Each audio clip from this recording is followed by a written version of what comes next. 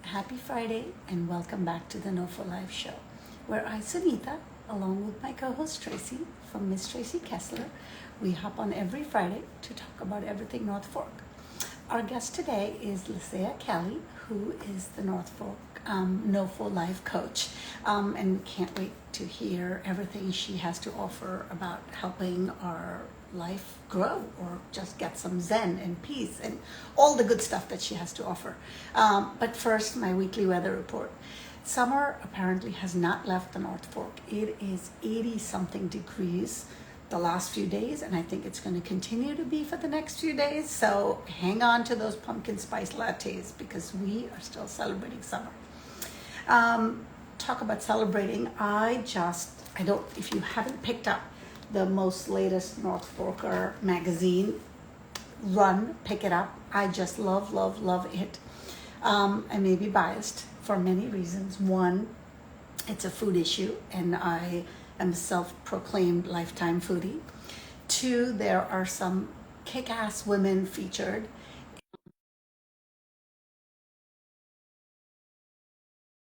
Ursula from Dissect, Maria from Maroney. I mean, I don't want to start naming everybody because I'm sure I'll leave some out, but it's a great issue.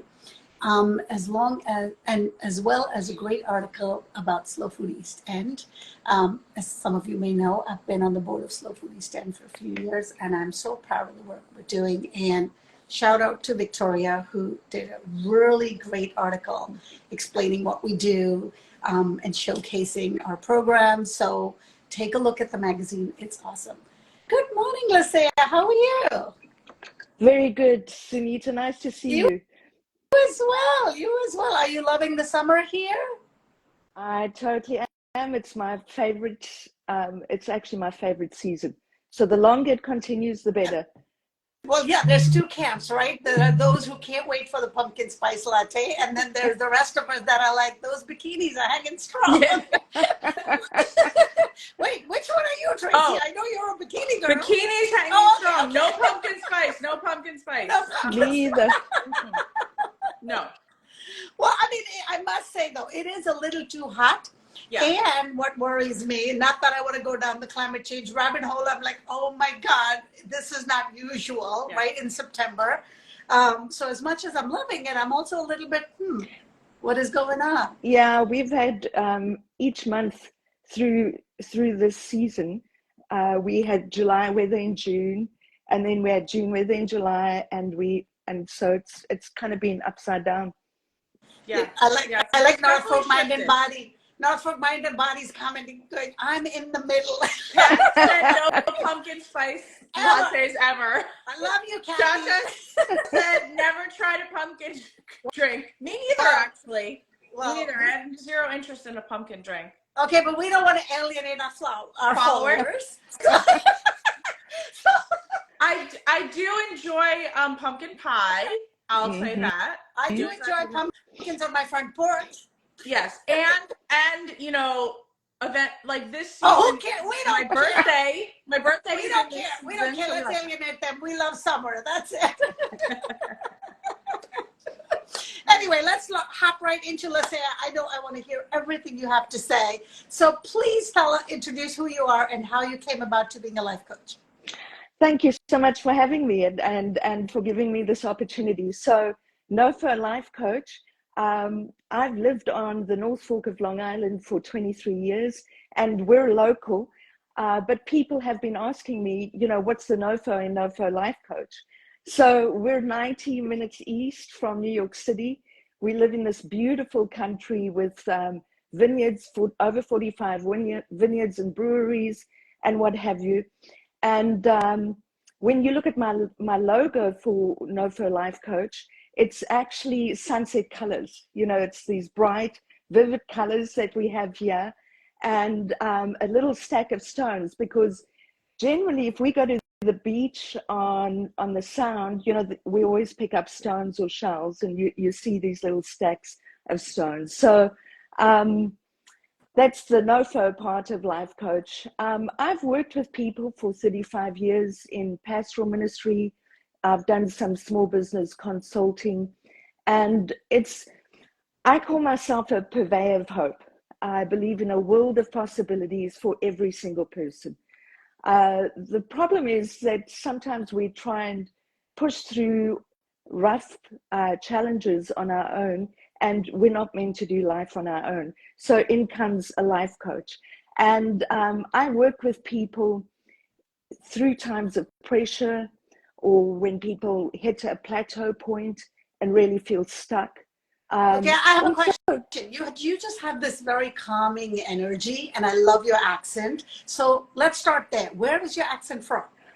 Okay, so I'm South African, and I'd come across to the States every year for a month to speak at conferences. And I came to Katrog in Southold one year, and I met someone who I'm still married to 23 years later. Okay, can we just give a shout out to the best beekeeper on the North Fork? Yeah, yes. I mean, the sweetest, should I say the sweetest man around? Well, he's a handful, but that's why I got him. Yeah, that's why you stuck around.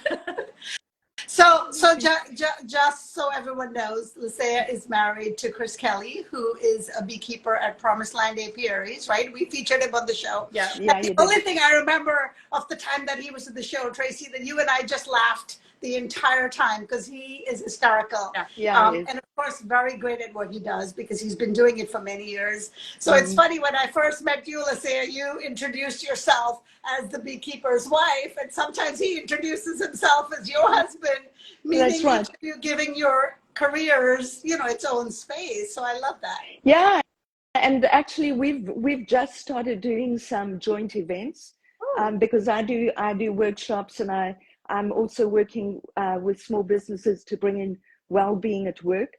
So he's in the season where he's doing honey harvest parties, and what I've been coming in and doing is a workshop with the slogan "Love Life More," with practices for a sustainably happier life.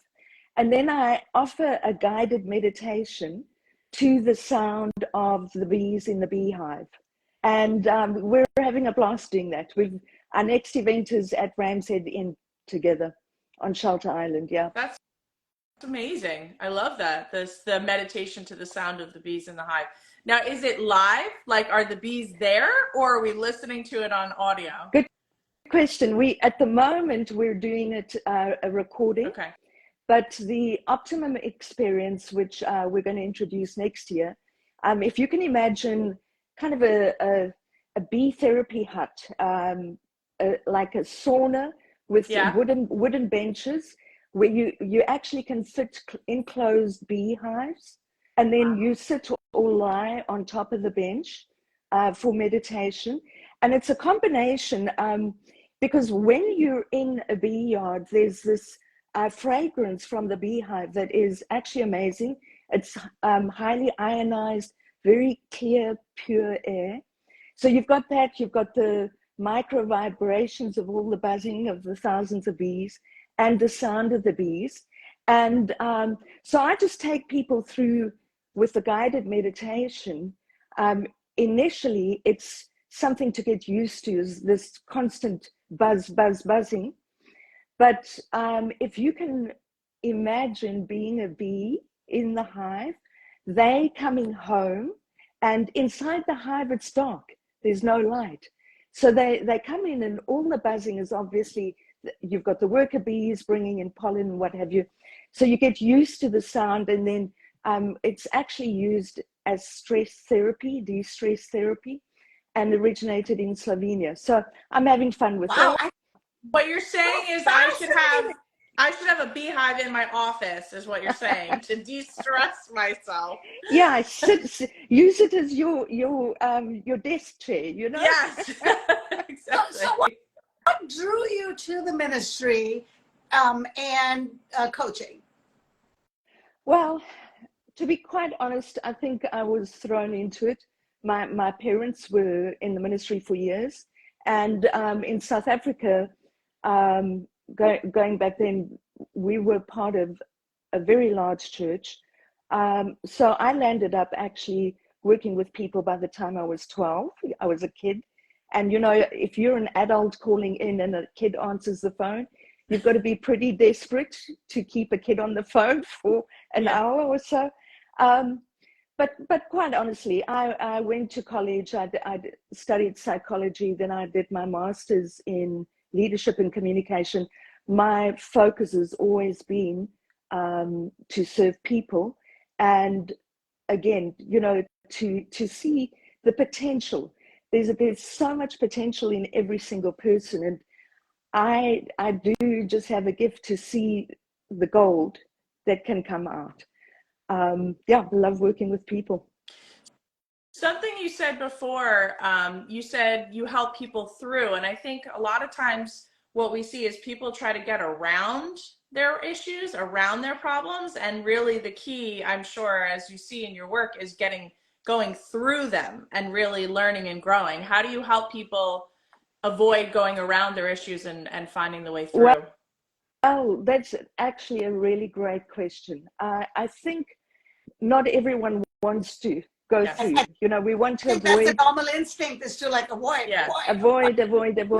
And actually, when you get to the point where you can no longer avoid things, is when you're willing to work through. Yes. There are, of course, many people who are really growth minded or growth oriented. So when you're tuned into yourself, you're going to realize I'm stuck in a rut and I don't want to limit myself, you know. So there are skills and practices when I work with someone. I literally give a weekly practice for them to engage with every single day. So, for instance, if someone is struggling with negative thinking, you know, that negative self-talk all the time, one of the practices will be doing a gratitude journal, and at the end of every day, writing down at least 5 things, different things every day, things that you're grateful for.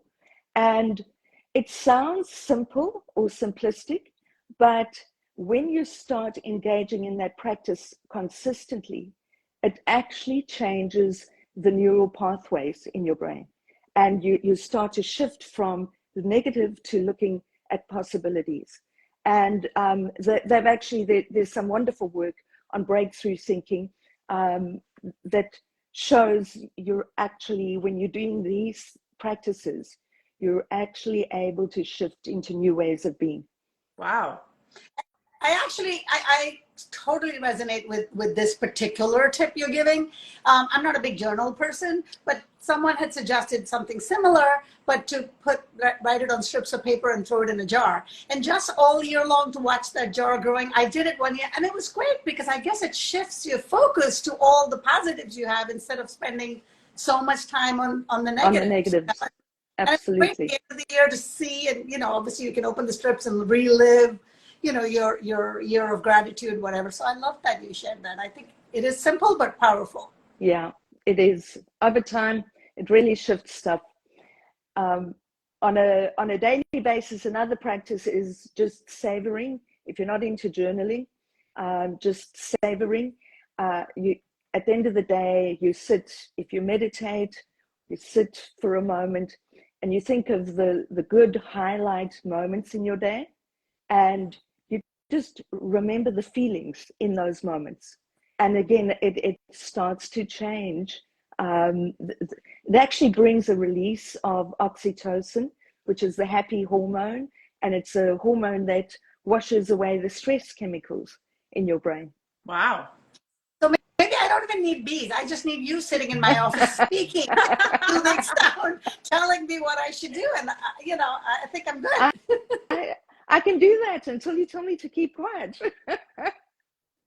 Well, I think it's important because, you know, there is a lot of talk these days about gratitude lists and mindfulness and all of that. But I learning from you that it's actually something that changes your neural pathways, and knowing the science behind it is very interesting, and actually motivating me to get back to my gratitude practice, because I used to have a pretty strong one, and then I forgot about the bees and the stress and the. That's right. That's right. Yeah. And that's part of where working with a life coach is often we've got the practices, but we let things go because life gets so busy and full, and we get distracted. So I really believe we've got new levels of growth always available to us, and so often we limit ourselves, and there's got to be just little nudges to get to that breakthrough thinking level, So do people come and meet with you in person? Is it virtual? How does it generally work? How often are they meeting with you? I work with clients, one-on-one clients, once a week, and I do in-person here in my office and also Zoom. So I've worked with people in South Africa, Wow. New Zealand, and here in the States. And, since the time of COVID, Zoom has become so easy for us. So that it's very accessible. And then I offer workshops. I work with an entity called North Shore Youth Council, located in the Rocky Point School District. And they have a mental health and wellness facility at Rocky Point and Shoreham Wading River. And they offer well-being clinics to the students and the families. So I'm offering a series of workshops for sustainably happier life called Love Life More with them. And then I do the consulting for bringing in well-being at work. And some of that happens on Zoom and some on location, Well, I love that so much because there's so many small businesses here, which incredible stress, because as a small business owner, you're wearing so many hats and you're trying to do many things, and they're really small teams, whether it's restaurants, whether it's retail stores. So I think something like this would be awesome for, team building and also just keeping the sanity all year long. Absolutely. And when the high stress moments for us out here, the summer is such a high stress moment. Well, it's not a moment, it's a season. And, to bring in, even at the end of the day, to be able to offer guided meditation to the staff before they leave, actually just changes the whole tone of the day. Yes, indeed. So how does someone who's interested in either personal life coaching or having you come to their business, how do they reach out to you? What's the best way to do that? Message me on Instagram. I'm on Facebook as well, Nofo Life Coach. And I do have a website, nofolifecoach.com. But social media is so easy to reach out on. I know how times have changed. Absolutely. So I guess, as you're talking, I'm thinking more and more is life coaching is more the equivalent, or a life coach is more the equivalent of like somebody that would use a trainer when they go to the gym, right? We know the exercises, but somebody needs to kick my butt to do them, right? So is that sort of the role that you're playing? It absolutely is. A key in growth is self-awareness. And we're so busy living life that we often are not tuned in to what's happening internally, mentally, and emotionally. And so very often the first step in coaching is really to get people talking until they actually hear themselves. And sometimes, this, when you sit down and talk with a friend, it may take an hour of talking before you actually say, oh, but this is really what I'm feeling. And it's at that point, that aha moment, that you can actually start working through the issues, And we don't always tell ourselves the truth, do we? No, we often have multiple people in there. I was just talking about that myself. That's an interesting one, Tracy. Yes. But the person that wants to speak the truth sometimes has to take a back seat for a whole hour before they can speak up. Yes.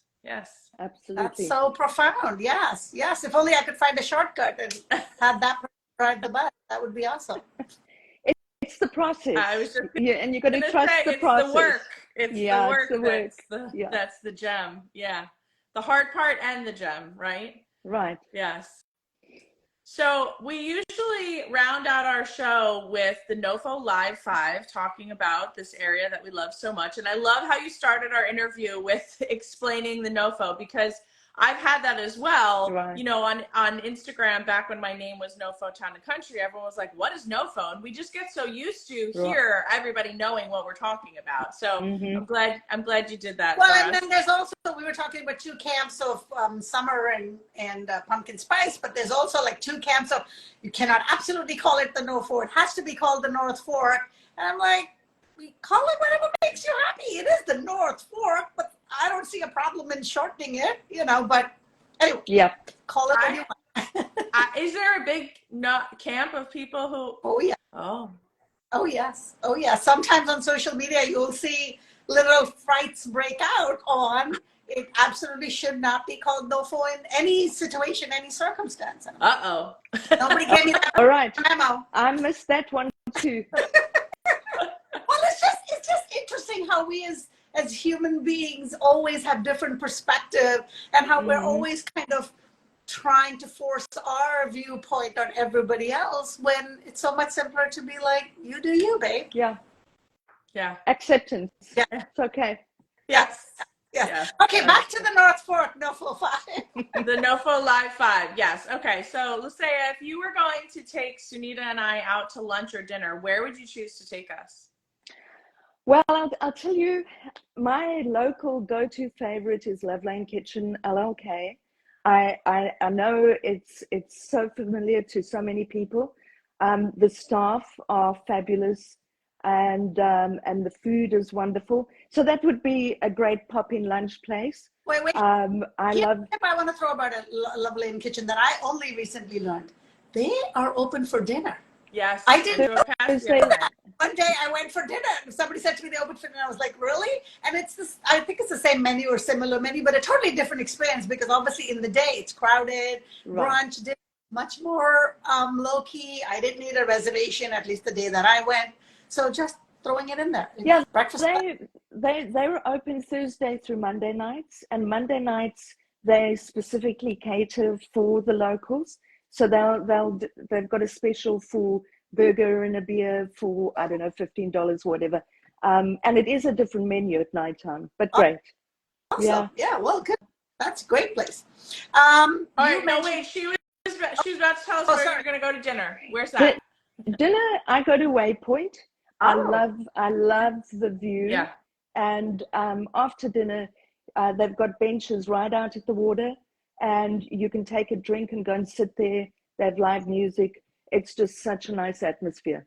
That's a good one. Well, I haven't been, I passed it on a boat several times. As we're marina, and every time we're leaving the marina, I think, oh, I need to sit there. Yeah. But it is a gorgeous view of the water. It is. Maybe we'll just go there for drinks one evening, Tracy, and catch the view. Are they open all year? No, they close, I think, at the end of September. Okay. Uh-oh. Yeah, well, because there's September dining list going. Okay, you mentioned earlier that your logo reflects the sunset and rocks or pebbles that are found in here. So do you wake up early to catch a sunrise? Do you enjoy sunsets? What's your thing? There's only one moment in the day for me, and that's sunset, not sunrise.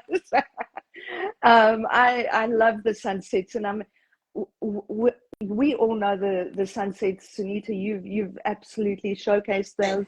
But I will literally be driving at sunset and see people pulled over on the side of the road taking photos just because of the amazing sunsets. And when I can, I go down to Bailey's Beach, 5 minutes away from this beautiful beach. And, you know, we all come out and sit and just kind of let it envelop us. Hey? Nice.